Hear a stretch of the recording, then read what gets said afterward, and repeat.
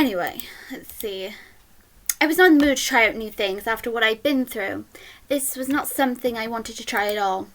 A knock rapped on my door, breaking me out of my train of thoughts. Huh, come in. The door opened to reveal Dan with a plate holding things I recognized, bread and cheese. I uttered a heavy sigh of relief before Diana laughed.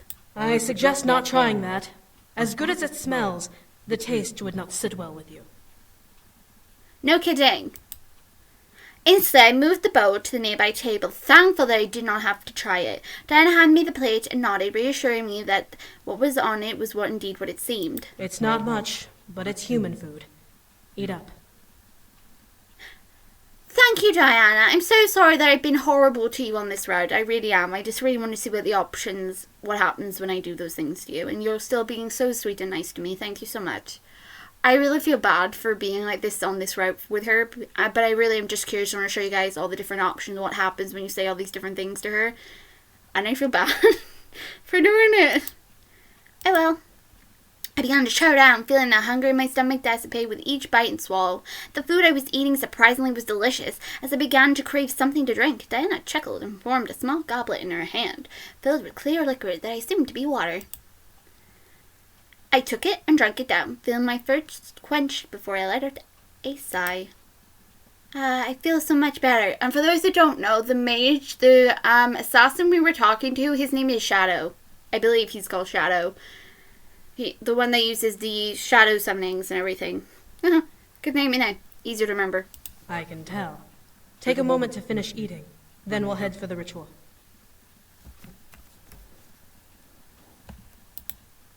I looked up at Diana, suddenly excited. Everything was prepared? Was it possible to go home now?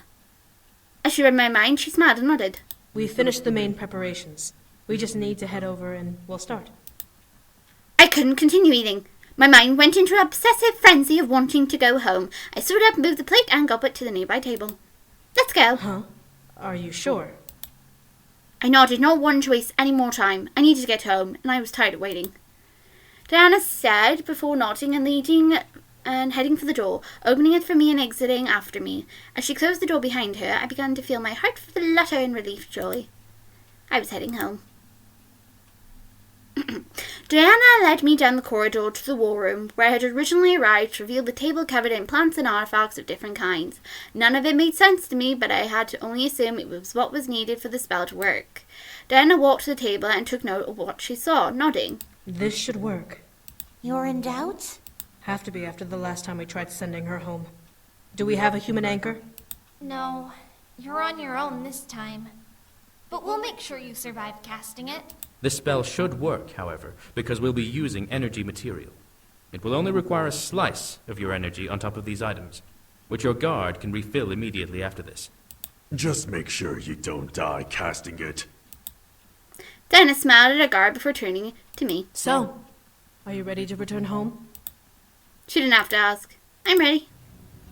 Diana nodded once more before turning back to the table. She lifted her arms over the surface and lowered her head, muttering under her breath. Otre nibris portas, apriat nobis, largiatur exidium. As she spoke, the table began to glow as she did. A dark purple aura began to surround her form as she lifted and arched her head back, staring at the ceiling.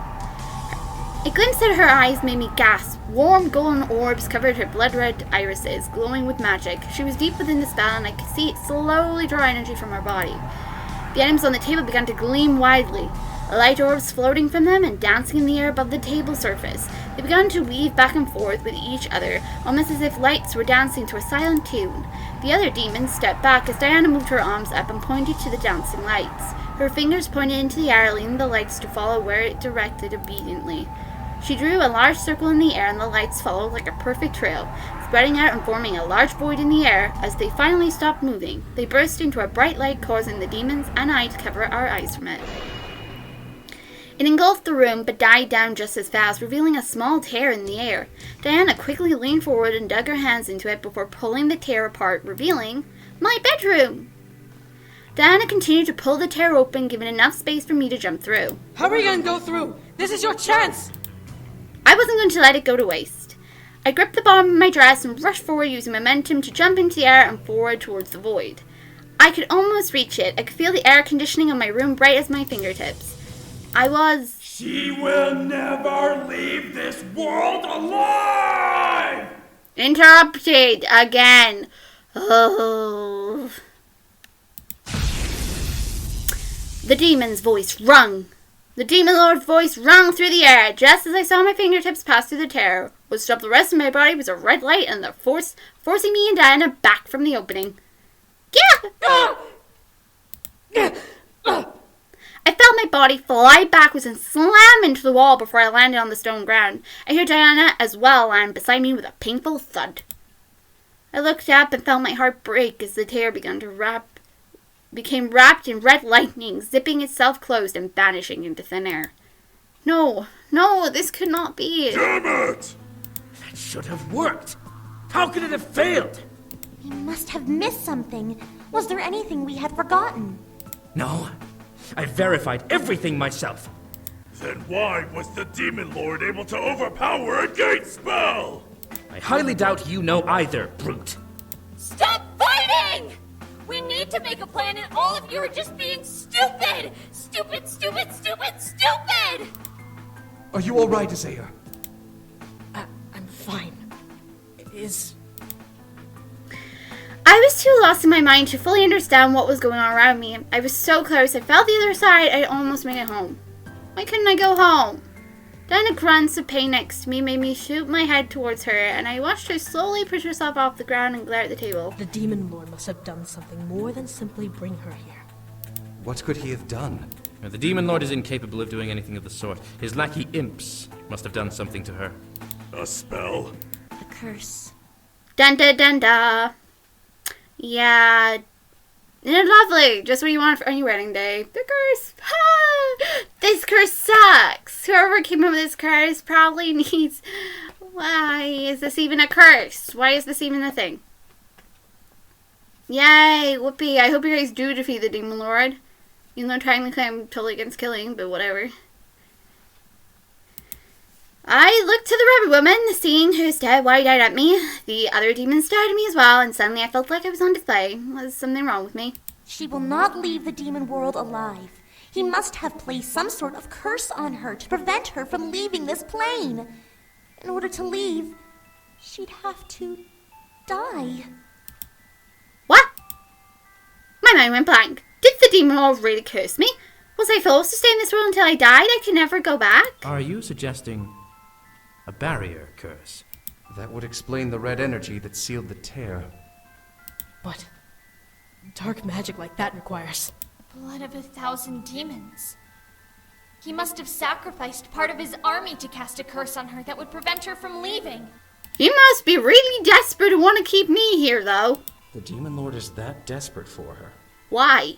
The only way to break that kind of curse is to kill the caster, the demon lord himself. She's trapped here until this war is over. Totally sucks. My body began to shiver violently. The demon lord killed 1,000 demons just to trap me here. Why? I slammed my fist in the ground and began to scream. I want to go home. Why? I could feel the sympathy and anger in the room, but I didn't care. I was beyond livid. I was far past broken. I was seeing red. Ah!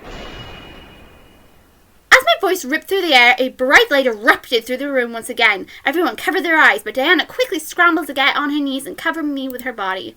She held me tightly as the light invaded the space and slowly began to fade. As the light finally died, everyone moved their hands to see what had happened.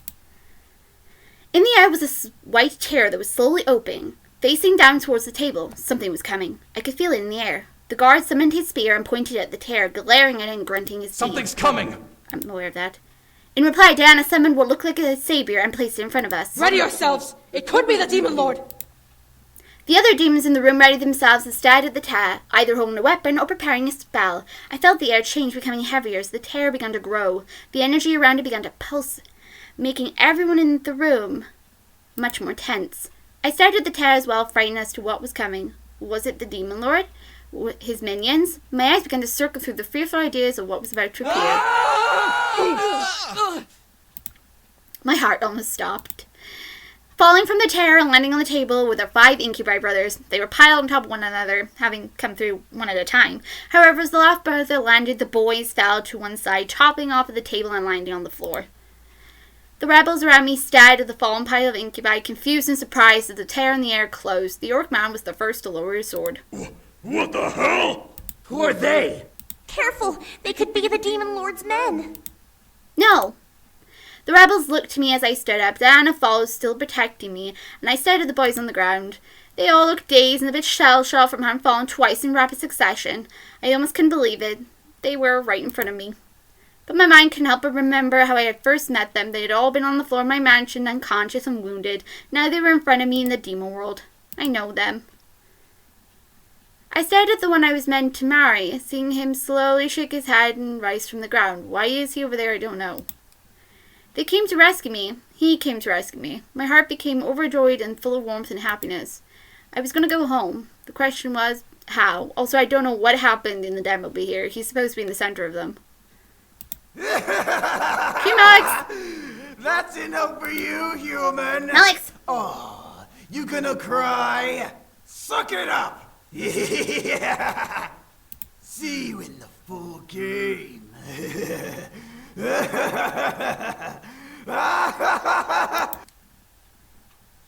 Did you think it was over? Okay, so in Damien's route, Damien is human right now, meaning that he's got a high chance he could actually die if he faces his father. That is the downside. We don't know why he's got demonic eyes. Maybe he's trying to say that maybe the only way for him to defeat his father is to get his demon powers back. But would he be really willing to get that back just to save her? I don't know what that means. Now, we've only got James's route left, so yeah, we'll do James's route, and then we'll continue with Seduce Me, the first game. There'll be mangas of today and much more. Anyway, guys, thanks for watching, and that was the end of Damien's route.